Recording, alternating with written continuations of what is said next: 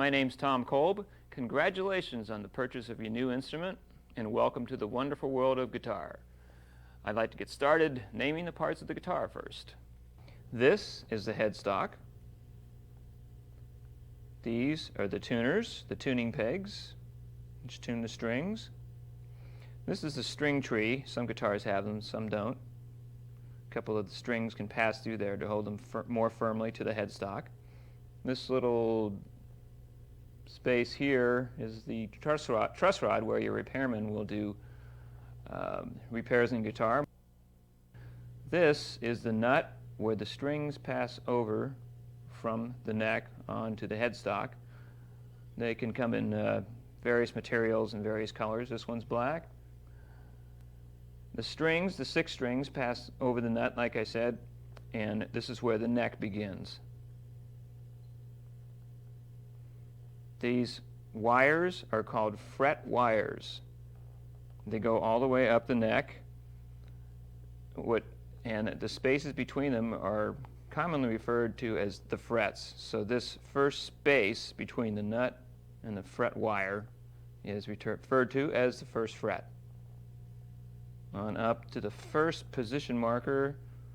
Your guitar might have a position marker here, but this one starts at the 3rd fret and go up the neck in various spots. It helps you keep place where you are. As we travel up the neck, we come to where the body of the guitar joins the neck. With some guitars, the body meets the neck at the 12th fret, and a lot of them meet at the 14th fret, and then this one meets, I guess you could say, at the 17th fret there, but various guitars meet at various places. We travel a little bit further. This white area is known as the pick guard. It basically protects your guitar from scratches when you're playing the pick, scratching against it. Strings pass along the body of the guitar and meet at the bridge. So the sound of the string is really only traveling from the nut to the bridge. This guitar has what is known as string saddles. There's 6 of them for the 6 strings on the bridge. It has lots of adjustments, so you can adjust the string height and intonation. That's good for your repairman to do that. And the strings with this guitar pass from the bottom over the bridge, and of course up the neck, over the nut, and finally attached at the tuning pegs. And when I show you how to string a guitar and how to tune that, we'll go over that again. These 3 bars right here, they're pickups. They're known as pickups. They pick up the sound of the strings. Some guitars have 1, some guitars have 2, some guitars have 3, and I've even seen 4 and 5, but this is a common configuration. This would be called the neck pickup because it's close to the neck. This is the middle pickup because it's in the middle. And this is the bridge pickup, close to the bridge. Like this switch is a selector. It's a pickup selector switch. All the way up that way, pointing that way, activates this pickup only. All the way back the other way activates this pickup, the bridge pickup. In the middle position, it activates the middle pickup. Very logical. And there's little notches between the settings. So this one activates both the neck and the middle. And then you go back between these 2 settings. That'll activate the bridge and the middle. That gives you different sounds. The neck pickup is generally for a mellow, warmer, bassier sound. The bridge pickup is brighter,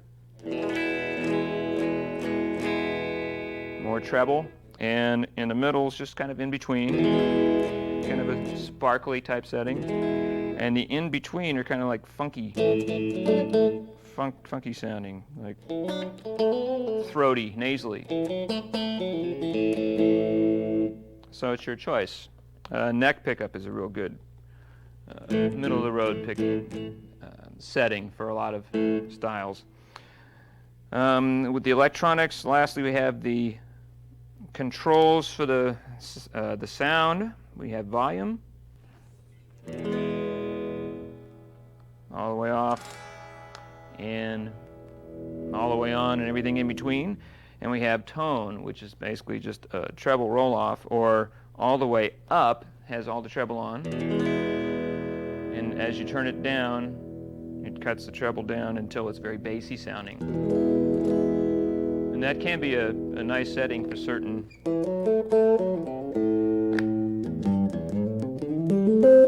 the tone all the way off, but generally most guitarists will play all the time with it all the way on because it's louder and just cuts through real well.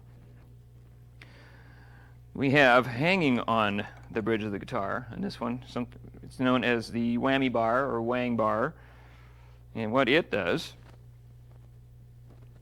you can play a chord, and if you go press down, it releases tension on the strings. You can pull back on some, so you get a slight vibrato, or real wild.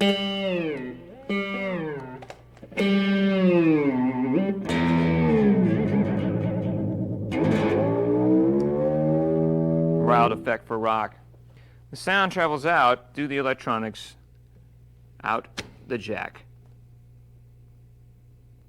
This is called the jack and the jack plate. You plug your guitar cord into that all the way, and that goes to the amplifier. Lastly, we have what's known as strap buttons. This one has right here on the horn of the guitar. These are called horns. Some have them behind the guitar, various spots. The other one would be right down here.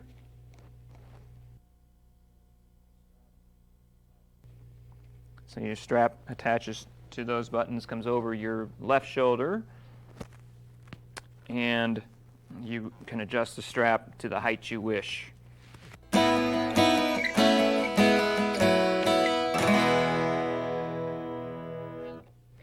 The acoustic guitar is very, very similar to electric guitar. Matter of fact, anything you can play on electric, you can play on acoustic, and vice versa. When you get to the body of the guitar, there's a couple of differences though in the names. Of course, this big hole in the center is the sound hole, and that's where the sound comes out of the body, and that's what you hear. And again, this is the pick guard for this guitar. Protects your body, the nice wood from the pick. And this is the bridge. This is all one piece bridge, which is very common with acoustic guitars. These funny looking things are called the pegs, the string pegs. They hold the strings into the body. More on that in a moment.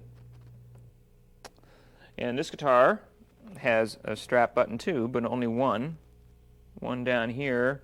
And usually what you do with an acoustic guitar is put the strap there and then tie with a string down here at the headstock. That's pretty common because this guitar, as most acoustics, or a lot of acoustics don't, they don't have a peg there. But the acoustic guitar is very comfortable for just sitting around on the couch and playing. Before I show you how to tune your guitar, I'm going to show you how to change the strings on your guitar. Say you're playing and all of a sudden one of your strings break. Pow! You don't want to take the time to take your guitar to your repairman. You can change it yourself. You can use a pair of pliers, or better yet, a string peg remover. And you can buy this at the store you bought your guitar from. Pull out the peg, and the string comes out. You place the corresponding new string in this case the 6th string. The ball end goes into the body, and the peg pushes it down. And just with finger pressure, We have it in. Now you go to the headstock and unwind the old string and discard it. Now I'm going to show you the standard way of attaching a string to the post. You'll wind it around a couple times.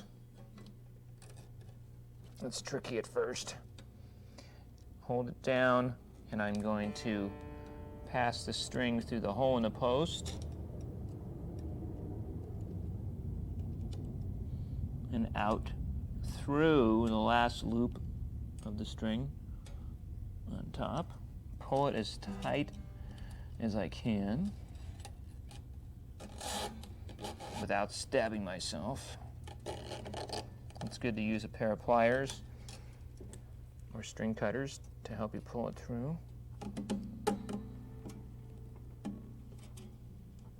And then start winding.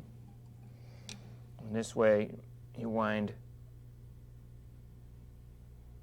well, it's counterclockwise when you're facing this way, and that tightens the string.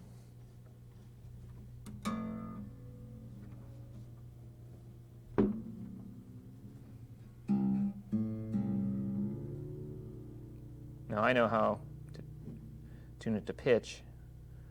In a moment I'll show you how to use an electronic tuner.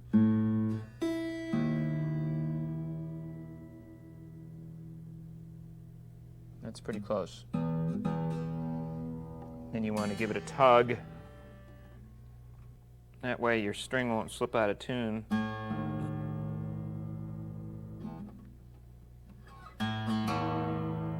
What I'm doing is actually tightening these windings down here by doing this. And you keep doing that till it stays in tune. And so you don't have your strings dangling all over the place and putting somebody's eye out.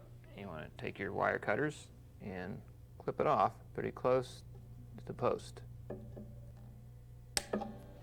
Maybe push it back, give it a little twist just to finish it off. Okay. The acoustic and the electric guitar are similar in most ways, but not when it comes to string changing. On the electric I have in my hand, we have to start with the string passing through the underside of the body. In this case, it's the first string, the high E, goes through the body and out the other side over the bridge.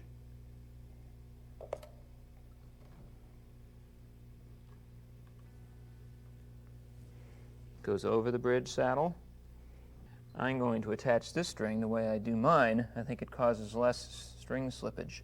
I start with the hole of the post facing towards the center of the headstock, and I immediately bring the string through. I don't wind it around.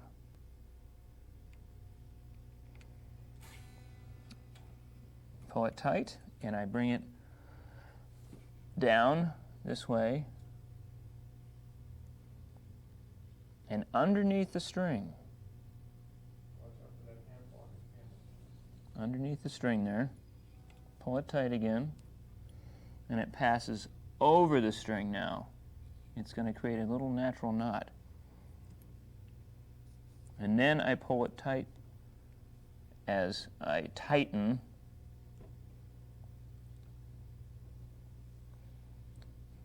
the tuner peg to pitch.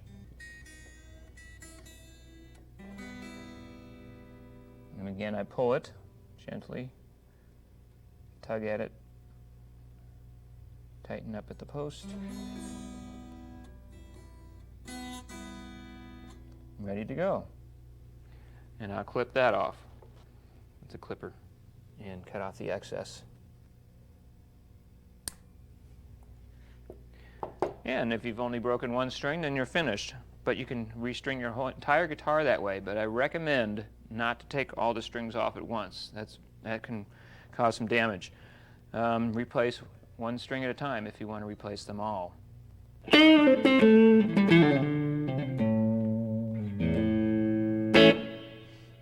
Now a brief word about string gauge. if you bought an electric guitar, chances are it came from the factory with light gauge or extra light gauge strings. If you're not sure, just take the guitar back to the store and they can measure them for you and tell you what's on there. It's a good idea to start with light gauge, which would be 9, that's extra light, or 10, which is a medium light.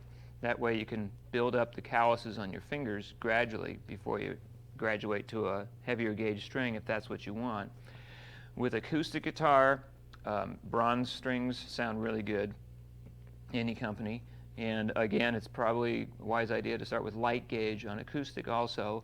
And if you're not sure, just take it back to the store and they can help you with that. And now, before we get started with the tuning, a brief word about picks. You can start with a medium pick, or a heavy gauge pick, or a light gauge pick. Most players gravitate towards a medium, so if you don't want to buy a bunch of picks, buy a medium and see if that's good for you.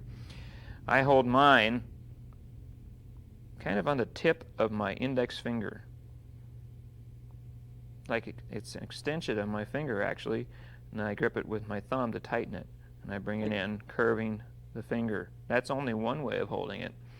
A standard way is to hold your hand like you're turning a key in a lock and slip in the pick.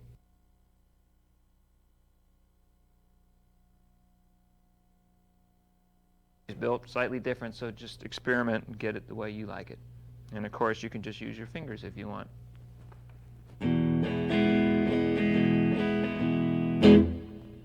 There's several ways to tune up. You can buy a pitch pipe at the store, probably 6 pitches, low E, A, D, G, B, E, use those. Or tuning fork, you can buy a tuning fork tuned to A, and you'll have to use a different method to tune the rest of the strings. You can use a piano. You go to the piano keyboard and locate the 2 black keys towards the left side of the piano, the lower side, the 2 black keys, and the white note to the right would be the low E. And you count up 4 white notes: E, the first one, the second one, F, third, G, fourth, A, and that's the next string. Count up 4 to D, count up 4 to G. At that point, you count up 3, G, A, B, and then you count up another 4 to E again, and that'll be with a keyboard. But probably the best way at this point, if you had the money, is to buy an electronic tuner. And I happen to have one right here. What you do is you plug into it, and you either dial up the note you want to tune, or it does it for you. Mine does it for you. You just play, say, the high E, and if you're close to it, it will say E. If you're not, it'll say some other note. Oh, it says D sharp, so I know I'm low, so I tune up till it says E, and then you get it to the arrow. The light has to come up to the arrow on all these tuners.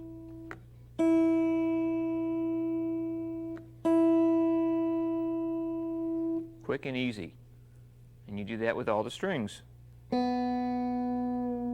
Here's B. I'm tuning up B.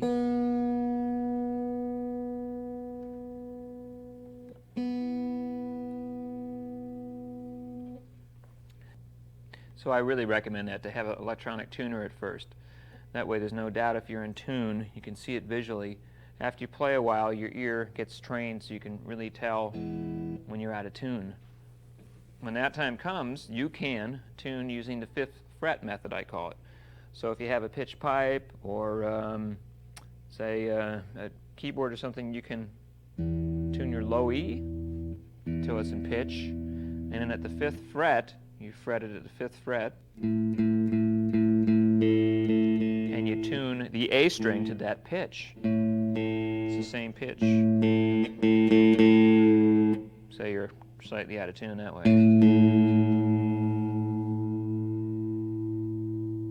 You can use your free right hand.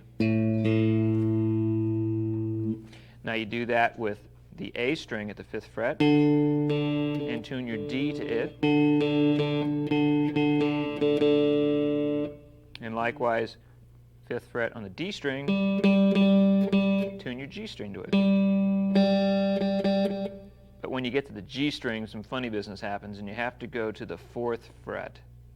4th fret G string to tune your B.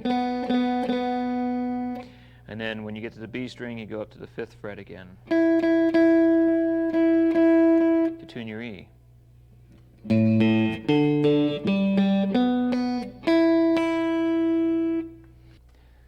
You're going to be noticing your guitar going out of tune a lot. Changes in temperature can cause it to go out of tune. Bending strings, using the whammy bar, strumming hard, just letting the strings settle after you change them. All these things can make your guitar go flat or even sharp. The important thing is to keep training your ear by tuning and using the tuner and also the 5th fret method. The more you do it, the better you'll get at it. What I'm going to do now is teach you 3 chords to get you started. The first one is my favorite of all time, the E chord. What you do is you take your first finger or index finger and fret down on the 1st fret of the 3rd string. That's the G string. Then you take your ring finger and go to the 4th string and on the 2nd fret. Finally, the 2nd finger goes on the A string, the 5th string at the 2nd fret. Notice how that has to go a little bit that way. That's just the way it has to be. And you strum every single string from the low E to the high E. Fat chord, rich. That's E. Next is A, the A chord. Then there's several ways to play the A chord. Probably the most common is this one. The first finger goes on the D string, 2nd fret. Second finger goes on the G string, 2nd fret. And the third finger goes on the B string, 2nd fret. So it's the 2nd fret on the 4th, 3rd, and 2nd strings. And then you strum. You can strum all the strings. But generally, you wouldn't strum the low E. It's a little bit too muddy sounding sometimes. I sometimes finger the same chord like with these fingers, or even barring down with the first finger on all those strings, and then not playing the top one. But either way, it's the same chord, A. And finally, D. D is played by taking your 2nd finger, placing it on the 2nd fret of the 1st string. Ring finger goes on the 2nd string, 3rd fret. And the 1st finger goes on the 3rd string, 2nd fret. 2nd fret 1st, 3rd fret 2nd, 2nd fret 3rd. And you play the top 4 strings. You can even play the top 5 strings, but not the low E because it doesn't fit the chord. And with those 3 chords, you can play thousands of songs. E, A, and D.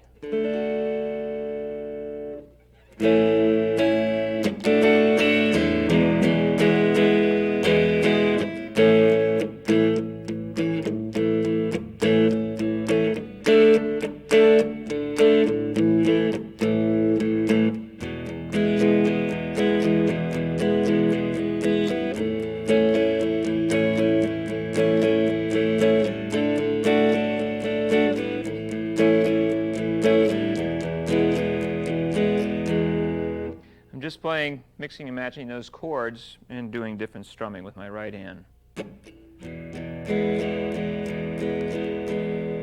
When you first get started, maybe just do all down strokes like so. And practice changing from chord to chord.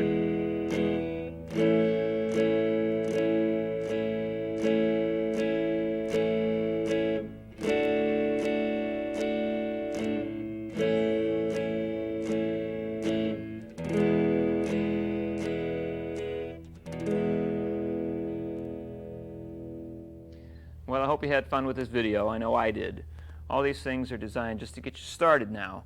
It's a good idea to maybe go and seek a good teacher, or there's lots of books that are available, there are lots of videos that are available to help you in your progress of learning guitar. The main thing is to have fun, keep your ears open, go out and find some other friends who are playing drums, bass, whatever, singing, and have a good time. We'll see you again.